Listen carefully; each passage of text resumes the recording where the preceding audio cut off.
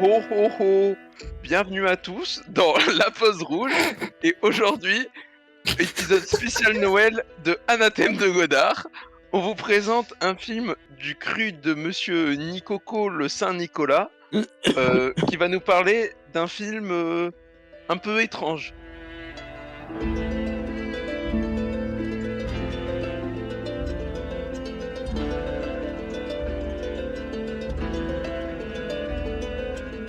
C'est à moi qu'a été donné à lourde tâche de faire un résumé, C'est bien. et à base de trigger warning.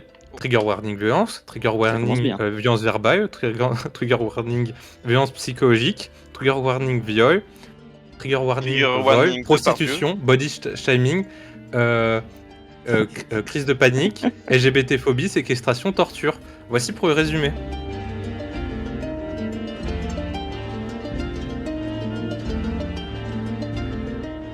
Du coup, c'est un jeune homme du nom de Johnny qui va devoir fuir Manchester pour rejoindre son ex-petite amie qui vit à Londres pour officiellement la rechercher.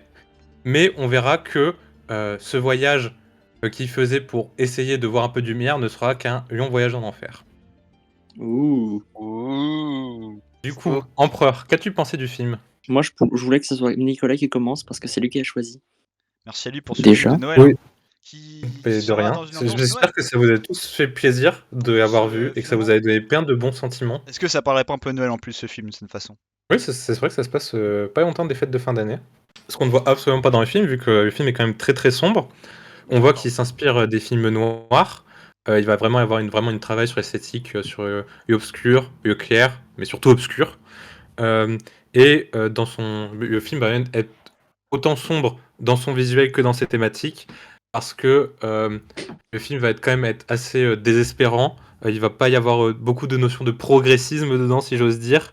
On voit qu'il y a vraiment une perte de confiance dans l'avenir, et ça va de pair avec l'ambiance de l'Angleterre de cette époque, où on commence à voir émerger des courants un peu alternatifs. Par exemple, c'est la fin un peu du mouvement punk et l'essor du mouvement qu'on va appeler trad gothique, c'est-à-dire les tout premiers gothiques. Il est pas gothique. Bah, En vrai, il y a un peu. moi, je Enfin, trouve. développe.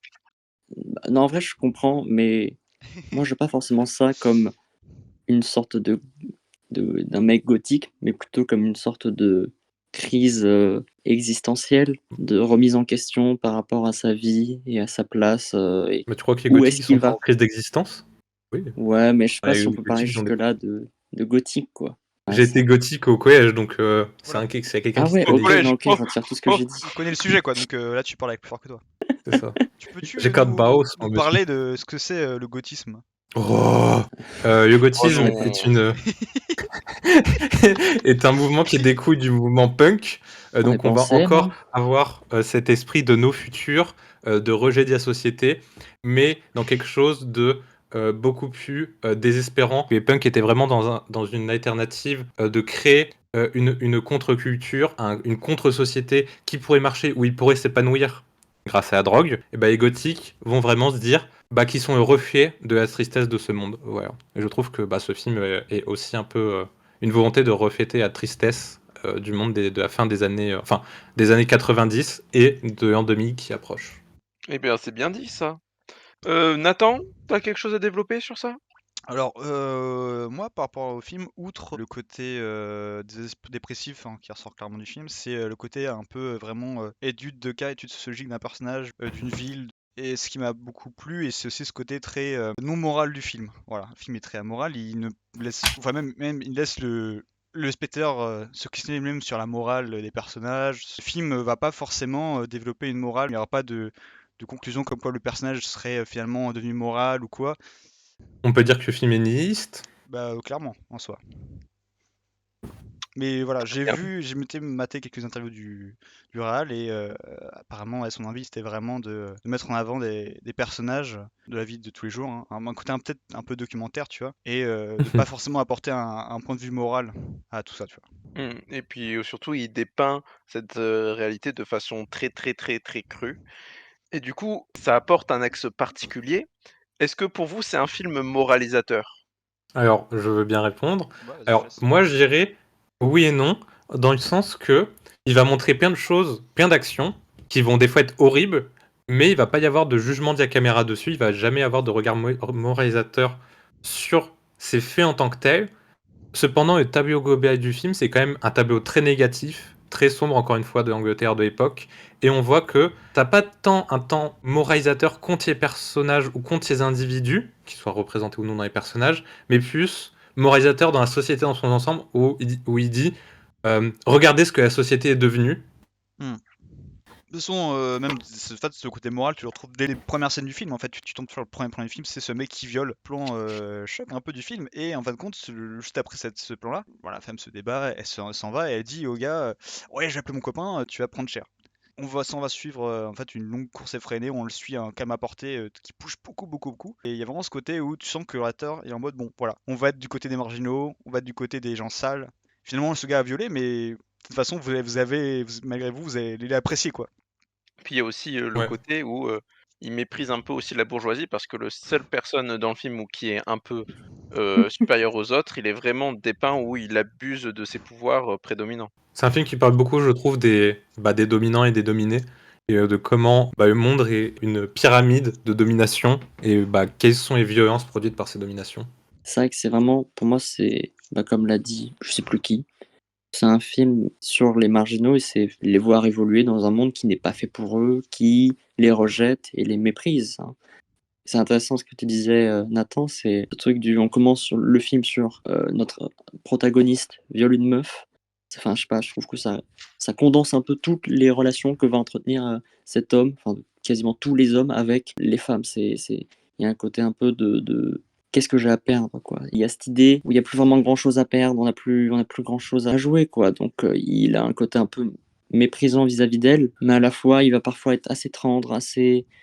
Enfin, je trouvais à certains moments, on avait presque de l'empathie pour lui. On se disait, presque c'est pas de sa faute. On se dit juste, il est comme ça, mais des éléments extérieurs ont fait qu'il est comme ça. Et enfin, je sais pas ce que vous en pensez vous, hein, mais Pour rebondir sur Elliot, il y a aussi ce côté de son qui je pense qu'on va en parler après avec Nico, je pense qu'il a beaucoup de choses à dire dessus. Mais le film abuse, enfin il fait beaucoup référence à l'Iliade d'Homère. Ouais. Et il y ah a oui, oui. aussi il y a cette grande notion de futur, passé, présent, voilà, dans le film. Je pourrais dire que c'est un peu un personnage qui est en quête de futur, mais est-il vraiment dans son futur? Ça, je ne sais pas. Moi, tu vois, je vois plus ce film comme vraiment une ode au non-futur. Par exemple, il y a toute une scène qui dure grave longtemps où il est dans un bâtiment, il discute avec un vigile, Ah en oui, plus oui. qui est pas très content de son boulot et tout. Et genre, le personnage principal va que parler de théories complotistes et tout, et pour dire ah non mais à l'an 2000 tout va être fini, on va tous être broyés par le système, etc. On n'a pas d'avenir, donc pourquoi tu continues à faire ce métier et tout, plus rien n'a de sens en fait. Mais après aussi, c'est le principe du film, c'est que il y a plusieurs personnes qui viennent ou pas d'un milieu différent, mais qui ont tous des philosophies différentes. Il y a jamais une personne qui ressemble à une autre. Et c'est surtout le mec, au-delà de ses rencontres, il rencontre des personnes avec qui il traite différemment selon leur angle de vue. Du coup, c'est un peu un film, qui fait une photographie à un instant donné de la société, et du coup là, c'est de la société, anglaise, quoi.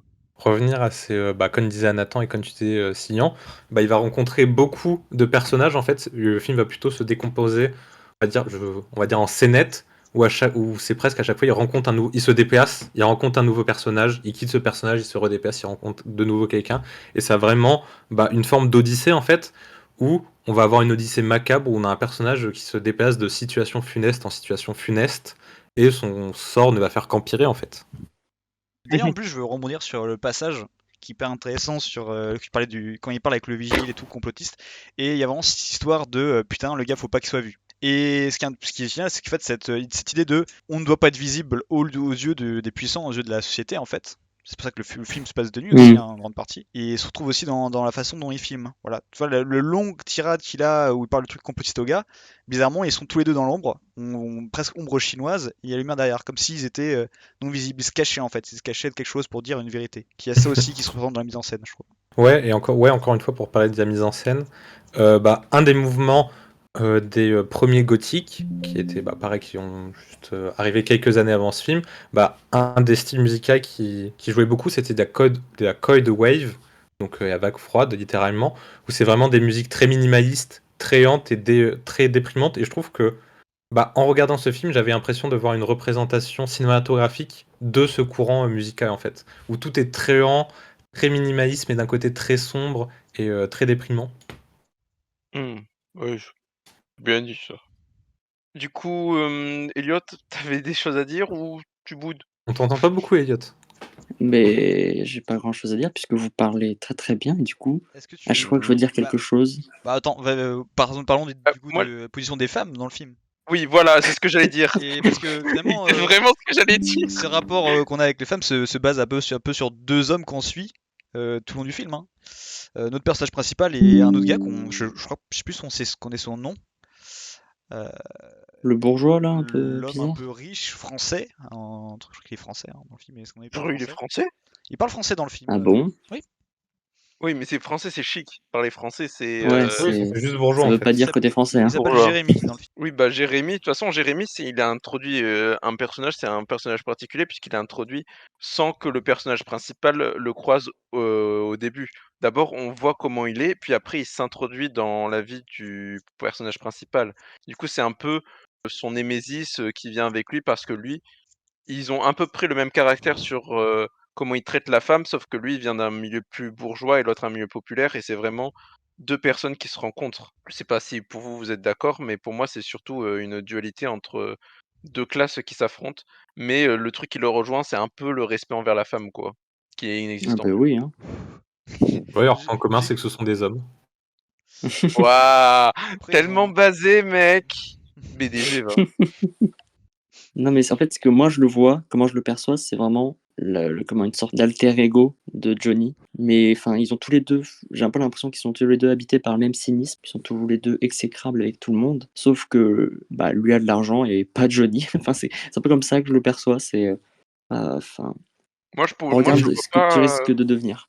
Moi, je vois pas Et je dirais- trop comme un alter ego parce que, par exemple, tu vois, avec l'appartement où il y a eu beaucoup de scènes d'escalier, et tu peux voir que, par exemple, le personnage principal, il est supérieur aux deux femmes, comment il est montré, et que lui, il est tout en haut de l'échelle, et que, par exemple, ils étaient trois, ils n'arrivent pas à le dégager parce que lui, il est bien supérieur aux autres, et du coup, le personnage principal se confronte à quelqu'un qui est supérieur à lui, et je crois que c'est la seule personne qui est supérieure à lui dans le film, quoi. Ouais, c'est ça.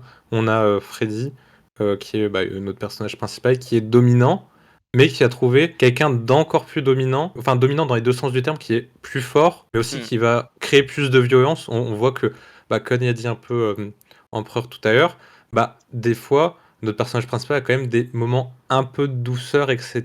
Alors que le Lui, on le bourgeois, déteste, hein. ouais, vraiment, il va aller jusqu'au bout, quoi. Quand on se dit, ah ben c'est bon, il arrête, non, il va encore plus loin, et quand il fait du mal aux femmes, c'est beaucoup plus sur le long terme, c'est beaucoup plus violent, c'est beaucoup plus psychopathe, j'ai envie de dire. Il y va Ouais, sans presque, hein. philosophie. Il y va sans philosophie, alors que l'autre, il a une philosophie derrière, et lui, il veut juste vivre à fond sa vie et il s'en fout des autres, quoi. Bah, je pense que les deux font pas ensemble. Enfin, Non, Ouais, justement, justement. dis-nous tout. Dis-nous ton avis, Nathan. Bah non, juste pour répondre sur Cillian, je vois pas en fait ce que les deux personnages pourraient, enfin ce que le personnage principal de Freddy pourrait avoir de différent avec le personnage de Jérémy par rapport au fait qu'il ait une philosophie de vie. Je pense que les deux ont une philosophie de vie et elles sont ce qu'elles sont. Il n'y en a pas une qui est meilleure que l'autre, je pense, à mon avis. Enfin, Non, c'est je juste sais que, par pas exemple, ce. le bourgeois, il a une philosophie de vie, mais par exemple, il s'appuie sur, c'est plutôt, quelqu'un qui s'en fout de la culture, qui vit de l'instant présent, femme, alcool et tout ça. Alors que l'autre, il essaye un peu de s'instruire en ayant toujours un livre de main et en vagabondant et en ne cherchant pas de grandes choses, quoi. Après, s'instruire, je pense pas qu'il cherche tant à s'instruire, hein. Je pense que c'est juste qu'il. Ah, il a un livre, hein, il a en permanence un livre, et c'est ce qui Ouais. le permet de vivre avec. Hmm. Bah, après, on a des différents, on a des différents. Après, moi, je trouve qu'il. Voilà, c'est plus sur son livre, il est plus là pour le caractériser comme comment il est, comment son caractère est, à quel point il est exécrable, à quel point il a un côté un peu hautain, dédain sur les gens. Et puis, ceci. Sa façon de communiquer se passe beaucoup par. Voilà, il aime étaler un peu ce qu'il sait, tu vois. Il y a un peu ce rapport quand je vois ce personnage-là qui a un côté un peu amoureux qu'il peut avoir avec le spectateur, où des fois on le déteste, il est insupportable, des fois il peut être Ah, c'est un très cinéphile sur touchant. Twitter. Tu vas voir, tu vois, il y a ce côté cinéphile Twitter un peu. Moi, ça me Ouais. fait penser à la maman et la putain, tu vois. Le personnage pour ça, la maman et la putain, il a ce côté-là, tu vois. Insupportable, il parle tout le temps avec ce côté hautain de livre, mais en même temps, il est attachant, putain, il nous obsède par ce côté-là, tu vois. Du coup, il y a des personnes qui veulent rajouter des choses? Ah oui, aussi un autre truc pour parler du réalisme, vous pensez quoi des accents des personnages? Moi, j'aime bien les C'est trop accents. drôle. Ah, C'est trop Moi, moi bien. je trouve que c'est sympa parce qu'encore une fois dans cette démarche de réalisme, c'est pas des accents qu'on a l'habitude d'entendre, c'est pas accent londonien bien propre, bien cockney. Moi c'est vraiment des accents bien populaires, ouais, ultra vulgaires où ça utilise plein de mots de slang et tout, c'est ultra difficile à comprendre, même le personnage principal. Bah des fois il parle vite, il parle avec vraiment des pareils très populaires et tout, très mal et bah c'est enfin je pense que enfin, je sais pas vous comment vous avez regardé. Moi, j'ai regardé avec des sous-titres FR et heureusement qu'il y avait les sous-titres FR quoi. Oui, Oui. heureusement qu'il y avait parce que et des fois je regardais pas les sous-titres puisque, bah, sans être un expert en Waouh. anglais, on peut dire qu'on peut Waouh. comprendre et des fois, wouah, je devais revenir en arrière, hein. Du coup, personne n'a envie de rajouter quelque chose d'autre? Non? Bah, on passe à la partie politique peut-être du film un peu plus? Oui! Yes! Alors, pour vous, il est de gauche le film ou pas? Allez, boum, les pieds dans le plat. Moi, si je peux me permettre, Mhm. il y a quand même un petit héritage de tout ce qui est classicisme. Encore une fois, on a dit que ça paraît d'Odyssée. Pareil, on voit des thèmes un peu de Hercule allant chercher Thésée dans les enfers. Mais, enfin, ouais, quand même, le principal message du film, quand il y a des silences, c'est quand même dénoncer la situation actuelle d'Angleterre. Le film est sorti en 93. Faut pas oublier que Thatcher a régné de 71 à 90. Donc en fait, on représente l'Angleterre années de Thatcher. Thatcher. Ouais, c'est ça, les années Thatcher. Et après Thatcher, quoi, où le système est totalement détruit par le néolibéralisme, où on a vraiment la création d'une violence sociale qui va se répercuter dans toute la société, où vraiment les gens ne sont plus... n'ont plus trop de valeurs communes, ouais, il n'y a plus de groupe, et tout le monde se sent vraiment ouais, triste et un peu seul quoi, dans ce monde. Et bah, c'est un monde de violence. Quoi. Donc pour moi, si ce film devait être un parti, je dirais un parti d'extrême gauche, mais un peu chelou. Ce serait genre Oui. le parti ouvrier indépendant ou un truc comme ça, quoi, qui est genre... tu vois, c'est genre, il dit des trucs basés, mais en fait, tu réponds juste pour pas qu'il te tue. Voilà. Oui. C'est surtout C'est un le parti qui est obligé de paraître c'est surtout militant un pour pas qu'il te film, tue. c'est un film populiste, surtout populiste et de gauche, mais surtout populiste pour moi. Genre, ça m'étonnerait pas que un mec d'extrême droite regarde ce film un peu facho-populiste et il se trouve touché par ce film. Moi, ça me m'étonnerait pas du tout, par exemple. Mais souvent parfois les gens de droite, ils vont avoir des analyses très matérialistes, très de gauche et faire des conclusions, genre en mode: «Ah beh ça, c'est à cause des Arabes qui veulent nos emplois» et ça sort de nulle part, genre, Non, mais c'est tu vrai. tu comprends pas d'où ça C'est sort. vrai, c'est vrai, c'est vrai. CF, Valek, pardon, hein, mais C'est vrai que la conclusion, c'est, s'il y avait pas les Arabes, bah, ils seraient pas là, quoi. Et moi, j'ai une question aussi. C'est que il dit, par exemple, dans le film, ça montre bien que la société est pourrie. Mais du coup, est-ce que c'est un peu un côté anarchiste ou pas? Ou genre, faut tout refaire la société ou, on change un peu? Votre avis m'intéresse. moi je suis anarchiste, hein. Bah, moi, du coup, je dirais que le film, bah, c'est un peu une critique que j'ai envie de dire. Il dénonce beaucoup le système, mais il éprouve quand même un certain plaisir au système où, bah, par exemple, il y a quand même un message pour dire bah, le viol c'est mal, mais il y a quand même une certaine jouissance à montrer les viols, etc. Et à dépeindre tout cet univers détruit par le néolibéralisme. Et je pense bah, du coup que c'est une dialectique qui est créée, bah, par exemple, le fait que bah, l'auteur, ça reste quand même un mec blanc. Et donc, du coup, bah, il veut dénoncer des trucs, mais il fait aussi partie du système. Donc, ça crée un peu ce film où ça dénonce, mais pas trop non plus. Enfin, où des fois, ça montre le bonheur, entre guillemets, du système corrompu. D'accord. Du coup, le film, c'est, un film de Fabien Roussel? Ouais, Donc juste pour trigger, hein. Le film, par exemple, il y a pas vraiment de référence, à l'empire américain, alors qu'on est dans les années 90. Du coup, il serait pas mhm. un petit peu anti-impérialiste aussi? Je pense qu'il parle Parce pas de l'impérialisme, mais de toute façon, tu sens cette tension, et même quand on parlait de cette fameuse scène du vigile ou quoi, même avec le personnage qui est riche, c'est pas le Jérémy, il y a cette notion forcément de lutte des classes et d'importance de personnes qui sont en haut. Enfin, il y a Mmh. ça qui est présenté dans le film, c'est sûr. mais c'est pas Ouais, en mais fait, ce après, que je voulais dire aussi, c'est C'est qu'il y a n'importe pas qui. forcément d'influence artistique, très américaine dans le film. C'est surtout C'est vrai. un film plutôt anglais ou typé Ouais. européen, quoi. Ouais, c'est Alors vrai que qu'on ça est fait dans les années très Shakespeare. 90 et que c'est plutôt le cinéma américain qui domine, quoi.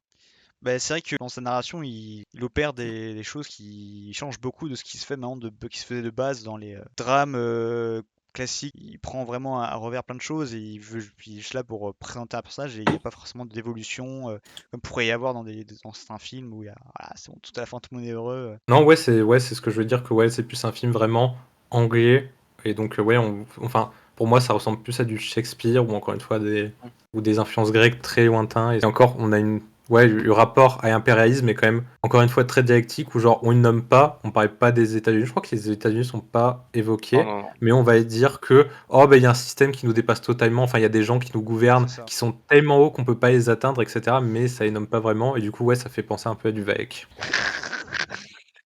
Et il se mouille. Donc finalement, ton film de gauche, c'était un film de Valak. Ouais, voilà. Ah. C'est bien ce que j'ai compris. C'est bien. Et ça sera la conclusion, je pense, hein.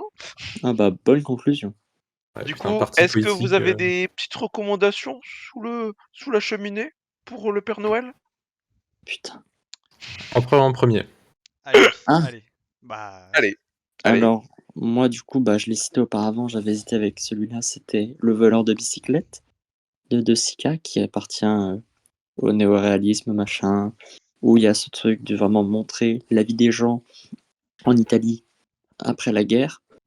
Puis je me suis rabattu vers quelqu'un d'autre pour être un peu moins dans ce côté réaliste, enfin qui est présent dans le film, hein, mais plus sur un sentiment d'errance, d'absence et un peu d'être perdu. Et je vais recommander le film La Notte ou La Nuit de Michelangelo Antonioni. Alors c'est pas forcément exactement la même chose. Enfin, je regarde ce film parce que bah déjà ça parle de la nuit, ça se passe toute une nuit. Et c'est un peu, on va dire, je vais pas dire l'opposé, mais c'est un peu l'autre côté de cette idée-là. C'est on n'est plus vraiment chez les prolétaires, mais vraiment là, on est chez des bourgeois qui, en fait, ne trouvent pas de sens à leur vie. Dans un couple qui mène nulle part, ils vont dans des soirées un peu mondaines où tout est représentation, tout est un peu factice. C'est un peu le sentiment que m'a fait ce film, c'est ce côté vraiment d'errance sans but. C'est pour ça que j'ai pris celui-là en particulier. Très bien, très bien. Nico? Ah, alors moi j'ai pris L'œuf de Ange, qui est un film aussi que j'affectionne beaucoup, et où pareil on a encore une sorte de longue promenade où on ne sait pas où ça mène, où c'est très sombre, et ça il y a vraiment une perdition, on comprend pas tout, on comprend pas les tenants et les aboutissants.